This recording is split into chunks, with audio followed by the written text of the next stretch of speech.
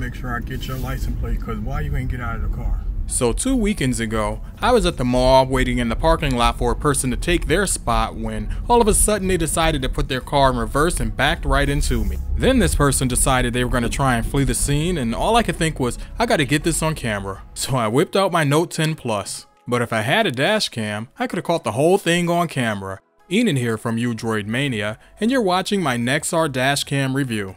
Now let me say right from the beginning that this is not a sponsored video. I ordered this camera from Amazon like I do most other things. It says that it takes 5 minutes to install and starts recording as you drive. Okay. Detects collisions in 360 degrees. Hopefully I won't be testing that one. Lastly, the videos are sent to your phone and backed up to the cloud.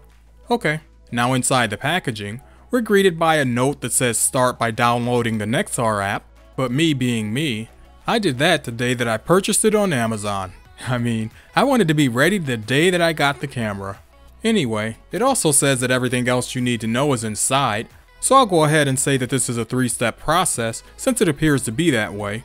Okay, so far so good. I like simple. Now let's go ahead and take a closer look inside. First up, we've got some cable clips here, which I'm glad to see here because I was wondering what we were going to do with that, because I don't like cables all over my car. Here's the camera mount, which uses sticky tape. There's a dual USB adapter, so you'll have a free port, a super long USB cable, and it's not Type-C by the way. I also found this extra sticky tape. Yup. We'll definitely be testing this out. You'll also get a trim pry tool here, which will help for cable management. Nice. And lastly, we have the dash cam. Now it does record in full HD, so I'll be dropping in some test video footage later on for you to check out. This camera is pretty light and feels a little hollow in the hand. In terms of build, I'd say it looks better than it actually feels, meaning when it comes to the build quality, I think it could be a little better, but at 60 bucks, I'm not really complaining. I mean, just take a look at everything you get, because if you ask me, I'd say it's a steal. You even get indicator lights for the camera and Wi-Fi, so again, you get a lot at this price point. I already told you that I downloaded the app the other day. It's available for both Android and iOS, so take your pick. On Android, you'll first need to grant it permission for pictures and video, then access the storage on your phone, and lastly, location information for the map. Next, you'll need to sign up for an account by providing your name, email address, and phone number, and after a quick verification, you're all set and logged in. Now remember, I said this was a 3-step process, and all this was just for step number 1. For step number 2, we gotta go outside, so into the car we go.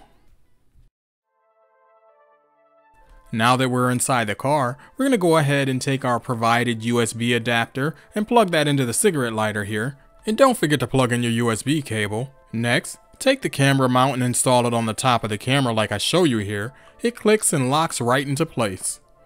Now this next part is where things get a little tricky because I don't think it was explained well in the quick start guide. You'll need to have open the app. Next, tap more at the bottom, settings, and then external camera. Make sure that you have Wi-Fi enabled on your phone, and if you're connected to your home network, you need to disconnect that first. So far, this was a one-time thing for me, but I mean, I'll keep my eye on it because I don't want to do that every time I get into the car.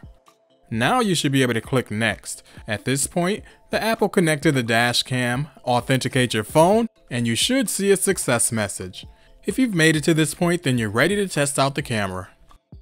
As you can see, the camera image displays right on your phone screen. This is your way to test out the camera to make sure that it works before you mount it to your windshield. Now you can go ahead and decide where you want to place the camera on your windshield and unpeel that sticker. Oh, and by the way, this is still step number 1. Step 2 is to hide your cables, but I didn't show you that because everybody's car is different. For me, it was simple and I didn't even need to use the trim removal tool. And step 3 is to become familiar with your dash cam.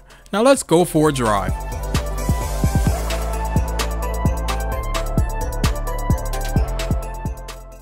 Thinking back to the day that my car was hit, and there was no damage by the way, I wish I had this camera at that time to use as a way to document what happened. I think this footage is pretty clear. It's even better when I look at it on my phone.